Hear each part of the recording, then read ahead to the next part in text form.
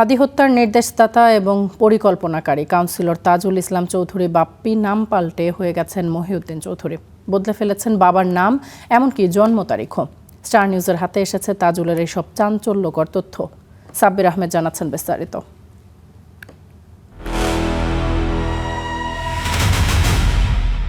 2025 সালের ডিসেম্বর ইনকিলাব মঞ্চের মুখপাত্র শরীফ ওসমান হাদিকে গুলি করে হত্যা করা হয়। এরই মধ্যে ছাত্রলীগ নেতা শুটার ফয়সাল ও মোটরসাইকেল চালক যুবলীগ নেতা আলমগীরকে ভারতে গ্রেপ্তার করা হয়। হাদি হত্যায় 17 জনকে আসামি করে আদালতে চার্জশিট জমা দেয় ডিবি। তদন্তে উঠে আসে পল্লবী থানা যুবলীগের সভাপতি ও 6 নম্বর ওয়ার্ডের সাবেক কাউন্সিলর তাজুল ইসলাম চৌধুরী বাপ্পির নির্দেশে হাদিকে হত্যা করা হয়। ঘটনার পর থেকে বাপ্পি পলাতক। স্টার নিউজের হাতে পলাতক তাজুল ইসলামের বেশ কিছু নথি এসেছে। তথ্য বলছে বর্তমানে তিনি ভারতে অবস্থান করছেন, চেষ্টা করছেন সেখানকার নাগরিকত্ব পাওয়ার।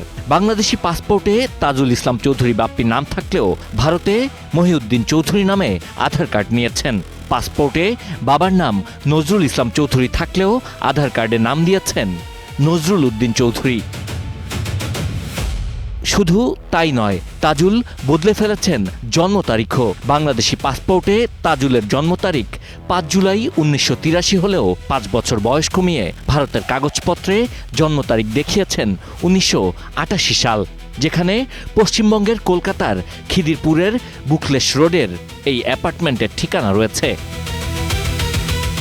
বর্তমানে তাজুল কলকাতার পুরতি অ্যাকোয়া ক্ষয়ের F3 নম্বর ফ্ল্যাটে থাকলেও মাঝে মাঝেই অবস্থান পরিবর্তন করছেন। স্টার নিউজের হাতে আসা নথি বিশ্লেষণ করে দেখা যায়, ভারতে আকরাম আলী ওরফে ভিকি নামে এক ব্যক্তির সঙ্গে ব্যবসা করছেন তাজুল। মূলত ভিকি তাকে ভারতীয় নাগরিকত্ব দেওয়ার ব্যাপারে সাহায্য করছেন।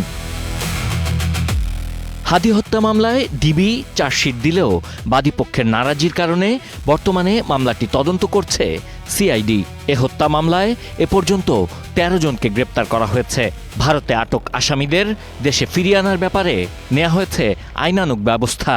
আগের তদন্তের অনেক কিছু এখানে রেলেভেন্ট থাকবে। ফৌজদারি মামলার তদন্তের একটা গুরুত্বপূর্ণ বিষয় হচ্ছে তাদের বিরুদ্ধে চার্জশিট প্রেরণ করতে হলে লোকটা আইডেন্টিফিকেশন অবশ্যই দরকার। তো সে অন্য জায়গায় যায়, যে নামে ধারণ করুক না কেন বা যেভাবেই সে ইমপারসনেট করুক না কেন, এই লোকটার প্রপারলি সে লোক কিনা এটা আমরা প্রথমে যাচাই করে নেই।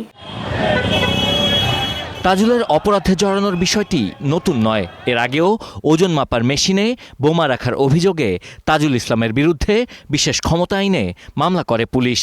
প্রশ্ন হচ্ছে, এমন চিহ্নিত অপরাধী চাইলেই কি অন্য দেশের নাগরিক হতে পারে? আমি আপনাদের কাছে আশা করি আপনারাও আমার এখানে অ্যাটেন্ড করবেন ও উপস্থিত থাকবেন। Sabbir Ahmed, star news, Dhaka.